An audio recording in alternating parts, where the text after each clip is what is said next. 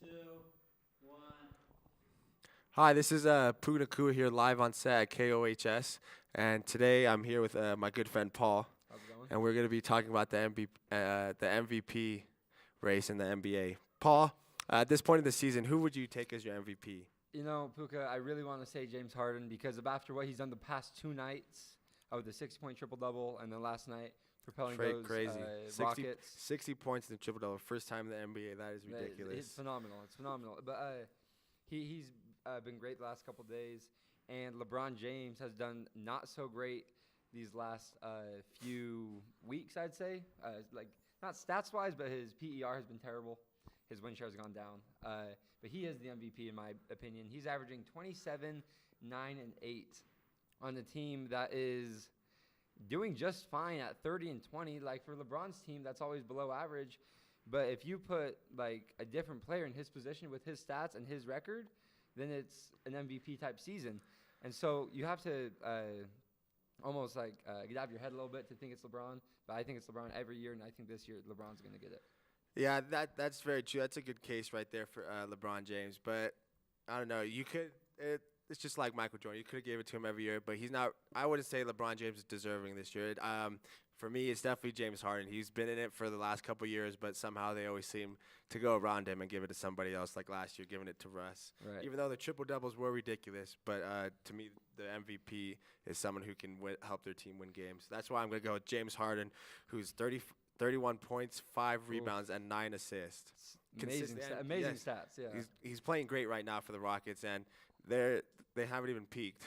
But the case you can make with James Harden, almost why he's not an MVP. He's a great player, but in the sense of the most valuable player, he's missed 8 or 9 games, I believe, this season, and they've won most of them without him. You take LeBron off the Cavs. I'm not sure about this year, but the last few years, they don't win games without him, and that is, in the sense, most valuable player to their team. But back to what you said about Russell Westbrook, he's having a phenomenal year, 0.6 rebounds away from another triple-double averaging. That is ridiculous. That is what you call a workhorse. Playing close to 36 minutes a game for the Thunder, which is pretty ridiculous, considering that they have 3 superstars. And Raymond Felton is their backup point guard, who's a veteran, but is not a terrible player in the NBA, but capable of running that second squad for the Thunder. And 36 minutes is a little down from what he had last year. I believe he averaged 41 last year, and that's where you see that 0.6 rebound come down. They did add 2 great rebounders, though, in the offseason, Paul George, Carmelo Anthony, and Steven Adams has been playing great this year as well. So you have to think that, like, the way he's playing, he has a chance to get it once more. His team is doing just fine as well.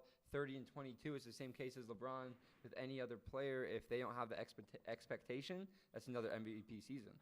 Yeah, Russ is definitely has a case with the way he plays. But for me, if I were to take a second over behind James Harden, I definitely have to go Kevin Durant. That's a good pick. Even though he's not, I would say he's the most dominant player on the Warriors instead of Steph Curry, because Steph Curry can come in and shoot threes, but KD's picked up his defense very, very well these last couple of years, averaging 25, 7, and 6 right now, which is pretty good on the Warriors. I believe he's leading the Warriors in scoring. And blocks as well. This year he's averaging 2 exactly, which is second in the NBA, which is phenomenal. I mean, he's like 7'1" wingspan and like what is it, 6'9", but he's really 6'11", they say. Yeah.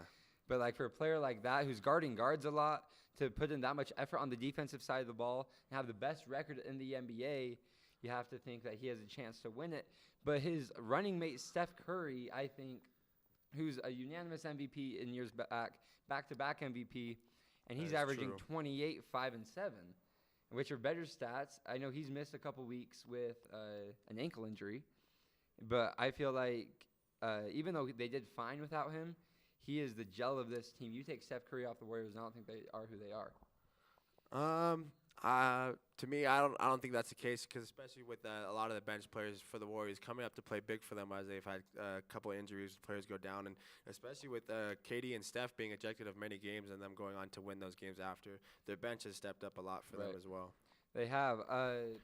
One more person I want to get to, Kyrie Irving. You always have to look at this when someone's team is the best in the conference by far, the best team in the conference, even though their record is nearly the same as the Raptors.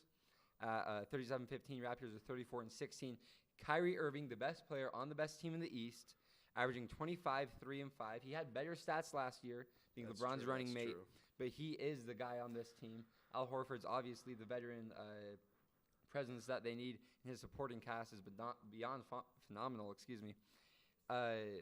I think Kyrie Irving has a chance to win this as well. I think this is one of the most open MVP races we've seen in recent history. Yes, and we haven't even got into several other players that could be in the race. But for me, I'm not a huge Kyrie Irving fan. I think Right. he's a very average point guard, selfish. He runs a lot of ISO, which slows down the Celtics offense. With Brad Stevens being such a brilliant coach, you'd think Kyrie would change his game up a little bit to be more in the offensive sets to help out the Celtics, even though they are in the first place. I think this will catch up to the Celtics when you're playing one-on-one basketball in the playoffs. I completely agree. That's a great point. And Kyrie Irving has been playing less iso ball in the past, but this year is the same. Yes, so that's our MVP race for us today, and this is Puka and Nakua and Paul Evans at KOHS. Have a great day, Orm. Stay classy.